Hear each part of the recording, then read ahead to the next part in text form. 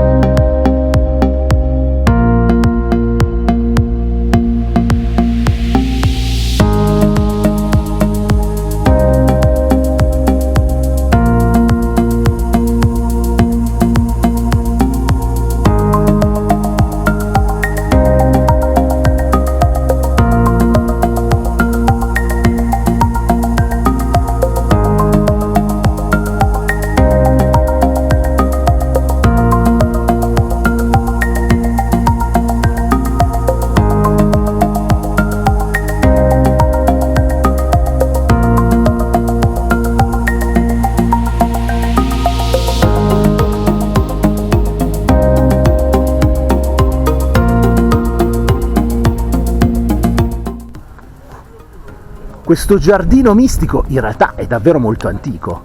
Del 1650, quando i carmelitani entrarono qui a Venezia, da subito riservarono una parte del loro convento e della terra donata proprio al giardino. È una caratteristica delle fondazioni monastiche e conventuali avere uno spazio dedicato alla preghiera, dedicato al passeggiare, una passeggiata orante, ma dedicato anche alla coltivazione sia degli ortaggi per il fabbisogno del convento.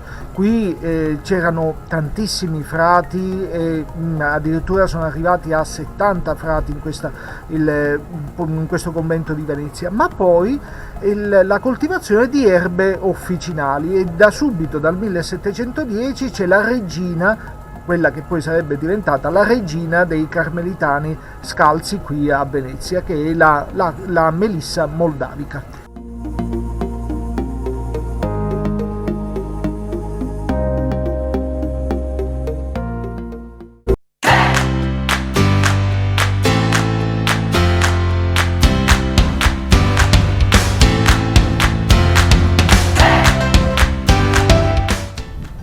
Ma prima di arrivare al vigneto, che cosa ci fanno le api qui in mezzo al giardino mistico? Guardate, è stata un'idea che abbiamo avuto un mese fa. Abbiamo detto, ma c'è un bellissimo testo dei Carmelitani Scalzi di un autore dove dice che la comunità dei Carmelitani è come le api, cioè loro escono fuori, raccolgono il polline e poi portano dentro, e questo è stato visto come il lavoro delle api, ma il lavoro della comunità dei carmelitani, che vanno nelle loro celle, escono fuori nelle loro celle, non fanno altro che produrre il miele che poi vanno a dare fuori a chi incontrano, quindi a tutta la gente. E questo lavoro è simbolizzato da questa arnia che abbiamo voluto in un certo modo visibile a tutti. Infatti da qui possiamo benissimo vedere il lavoro delle api.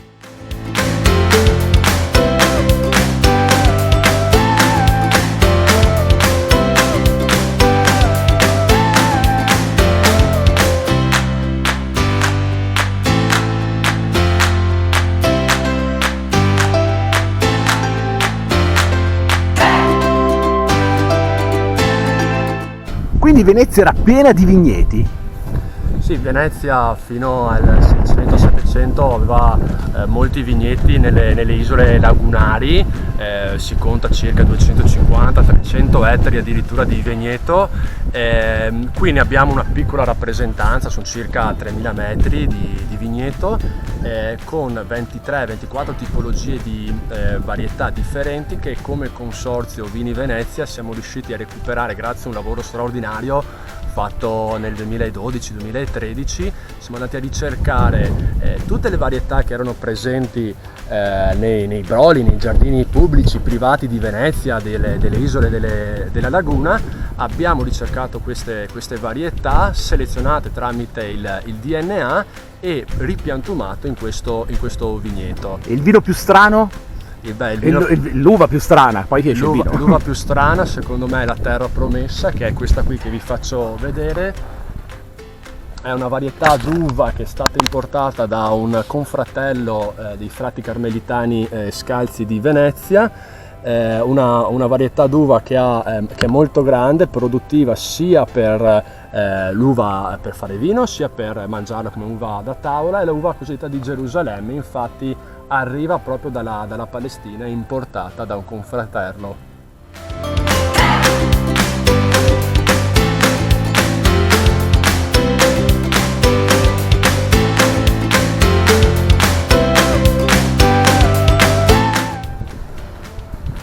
Vedete, è un vigneto vero, c'è proprio l'uva, e allora insieme al direttore del consorzio, proprio dal cuore di Venezia, per la prima volta nella mia vita credo posso brindare con del vino che arriva proprio da questa terra, ricordando naturalmente tutto il consorzio di Vini Venezia e tutti i vini di Venezia.